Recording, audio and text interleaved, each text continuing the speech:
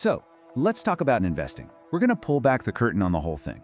Forget all the confusing jargon. Forget the Wall Street suits. We're going to break down the simple core principles that legendary investors have used for generations to build, well, incredible wealth.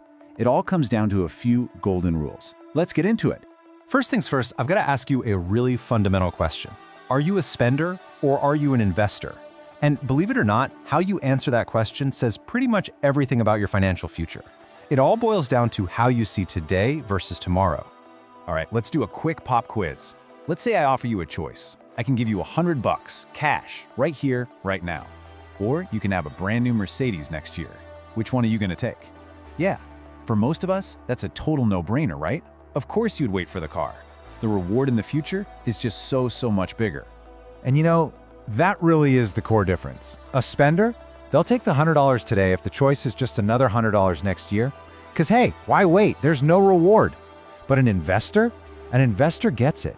They understand that sacrificing a little bit today can lead to a massively better tomorrow. You know, like that Mercedes. It really just boils down to this. To be an investor, you have to be a believer in a better tomorrow. So just how much better can that tomorrow be?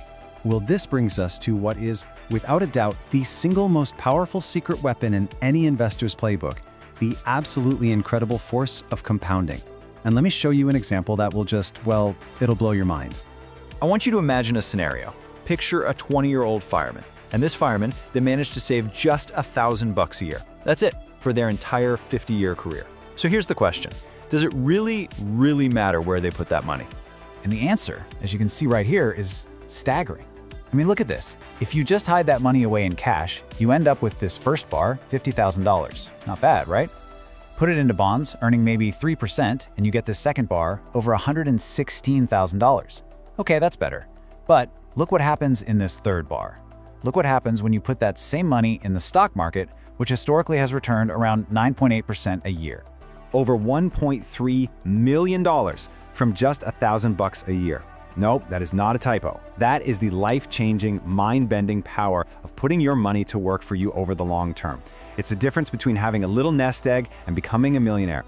You know, this force is so powerful that Albert Einstein himself supposedly called it the eighth wonder of the world.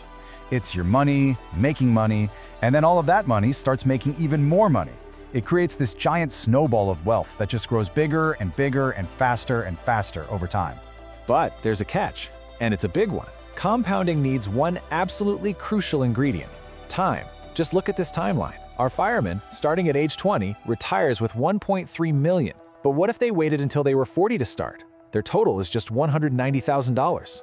And get this, what if they had started just 5 years earlier, at 15? They'd have almost another $1 million, ending up with over $2.2 million. The biggest takeaway here is that your single most valuable asset as an investor is time on your side.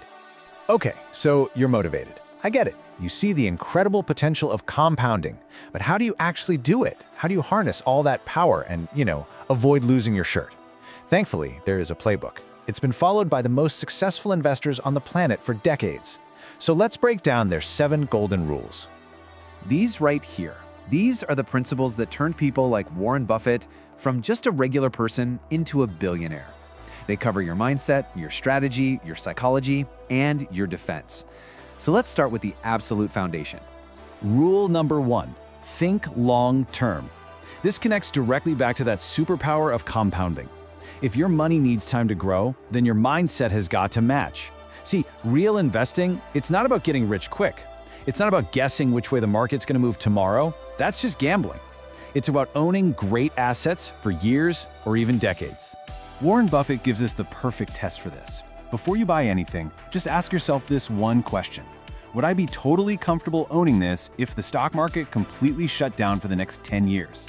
If the answer is yes, congratulations, you're thinking like a real investor. And that, of course, leads to the next question. What kind of businesses can you actually hold for that long? Well, that brings us to rule number 2, which builds right on top of that long-term mindset. Good companies make good investments. You have to remember, when you buy a stock, you're not just buying a little ticker symbol that blinks on a screen.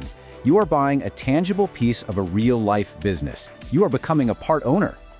And your goal always should be to own wonderful companies. As Buffett says, quality matters so much more than just getting a cheap price tag. A truly great business that can keep growing for decades, that is the engine that's going to power your returns for the long haul. So now you know what to buy, but how do you actually buy it?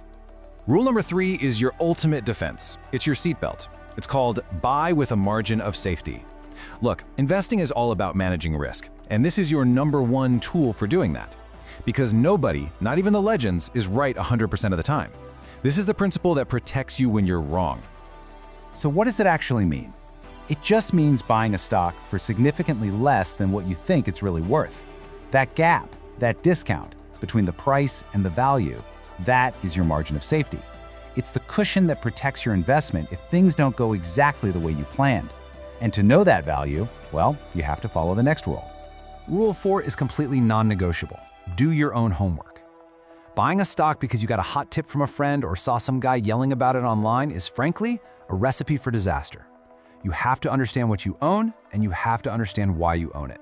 There are absolutely no shortcuts. For instance, let's say you wanted to invest in these brands you see every day. Would you know which companies to even start researching?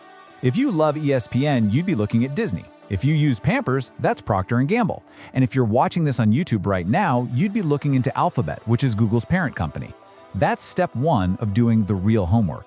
Now, rule number 5 might be the hardest one of all, because it's not about numbers, it's a psychological battle. And that rule is, don't follow the herd. As humans, we're wired to feel safe in a crowd. But in investing, the crowd is very often stampeding right off a cliff. The truly great opportunities are usually found when you're brave enough to stand alone. This right here might be the most famous piece of investment advice ever given. When everyone is euphoric and people are piling into the market like there's no tomorrow, that is the time to be cautious. And when everyone is panicking and selling everything they own, that's often when you can find incredible bargains. It's simple to say, but it is so hard to actually do. All right, we've covered the rules for your mindset, your strategy, and your psychology. So let's wrap this all up. Let's talk about your personal investing playbook and how you can actually make all of this happen. Okay, before we recap with these takeaways, there are 2 final rules that tie this whole playbook together. Rule number 6 is to diversify wisely. See, even if you do your homework and you buy great companies at a fair price, the future is still unpredictable. A single company can hit a wall you never saw coming. Diversification is your protection. It's that classic advice, don't put all your eggs in one basket. By owning a mix of different, high-quality businesses, you smooth out the ride and you protect your capital, which really ties into all the takeaways you see here. And that brings us to the final, and maybe the most important rule of all. Never stop learning. The world is always changing. Industries evolve. The company that was amazing yesterday might not be tomorrow. The most successful investors are just lifelong learners. They read constantly, they stay curious, they adapt. And in the end, the single most important investment you can ever make is in yourself. So when you look at these 7 rules, you realize the difference between retiring with $50,000 and retiring with over $2 million? It's not magic. It comes down to a few key choices, powered by a clear set of rules and a belief in the future. So, the only question left is, what choice will you make today?